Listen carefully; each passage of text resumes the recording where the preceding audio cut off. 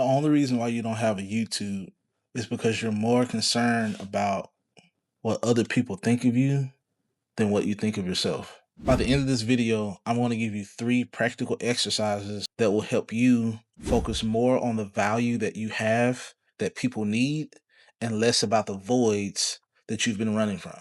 If you're afraid to get in front of the camera, it's probably because you are either trying to be perfect or you are concerned with if the video doesn't do well, then you may be judged or discouraged or feel like you've wasted your time.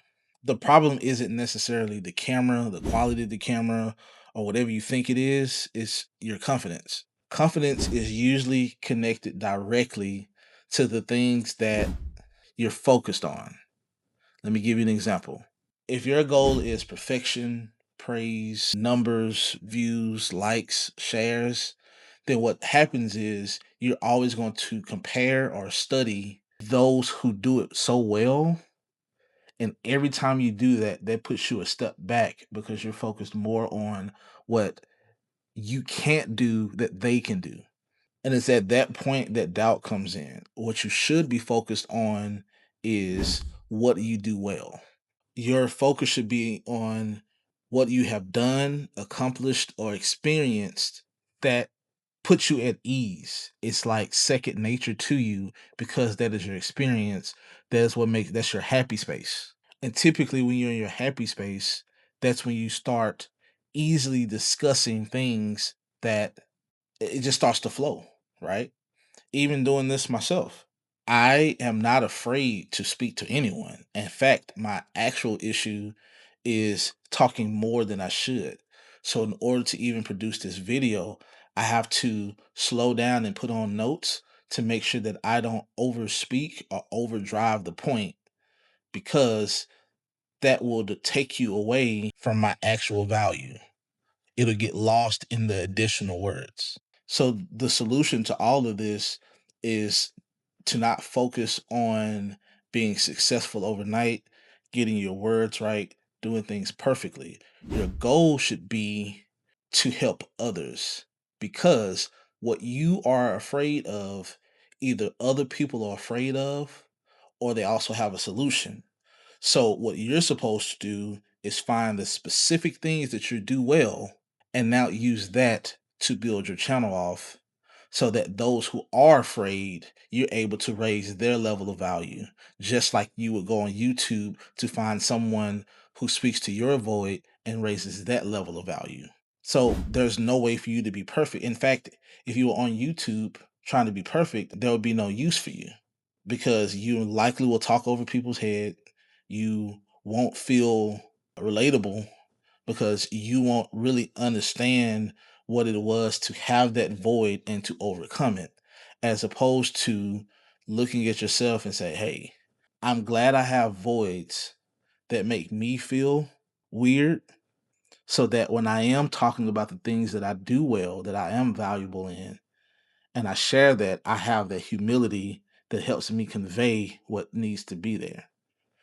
You wouldn't have that humbleness if you were perfect already. So, because everyone has values and voids, I want to give you 3 steps. Number 1, determine what your value is and what your voids are. You may have one value, you may have multiple value. You may be really, really good at cleaning shoes. To the average Joe, you might not feel that's as valuable till you realize that there's a void in that area where there are certain people who don't know what chemicals, what products, what to put on the shoes to restore them. Well, that's what you can do. So if you don't know how to say it in front of the camera, why don't you just show your hands cleaning it? Because that's what they're there for anyway. See, they're not there for you to be a perfect communicator as it pertains to how eloquent your speech is. They're here to get a solution to their problem the best way you know how to deliver it to them, not the way you want them to see you do it as if you are an amazing public speaker. That's not your goal. Your goal is whatever you can solve for them, and they now have one less void because they continuously go to your channel. Number 2, this is if you really don't see it, You want to find a couple of people around you, find someone, meet someone, tell them to study you a little bit and tell them, ask them, what is it that I do that when I do it, you feel like a burden has been lifted off of you? If they can answer that question, then in all likelihood, that's one of your values. You just don't know how many people it could help because you never asked them, what is it that you do that makes them feel a lot lighter? Number three, once you determine your actual value, I want you to not go see who does that on YouTube already.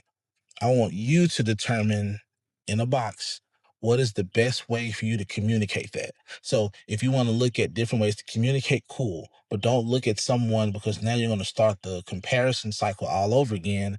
And now you're back to square one. I just want you to find what it is that you are good at and now relentlessly speak to that. And if you do it so often and so fluid, you'll look up and you have 100 videos already and people are being helped, and you may get a few views, you may get millions of views. You don't know until you relentlessly focus on that problem that you solve and let YouTube put you in front of more people who have that issue. If you do these three things and focus less on being perfect, less on what people have to say, and realize that just like I have shortcomings, other people have shortcomings. And my number one value in this life is to take what I do well and help other people in that area. And you'll find out if you look just past your little bubble that there are a lot of people who probably need what you offer. And it was never that difficult. And the only thing that you'll be upset with is that you should have did it sooner.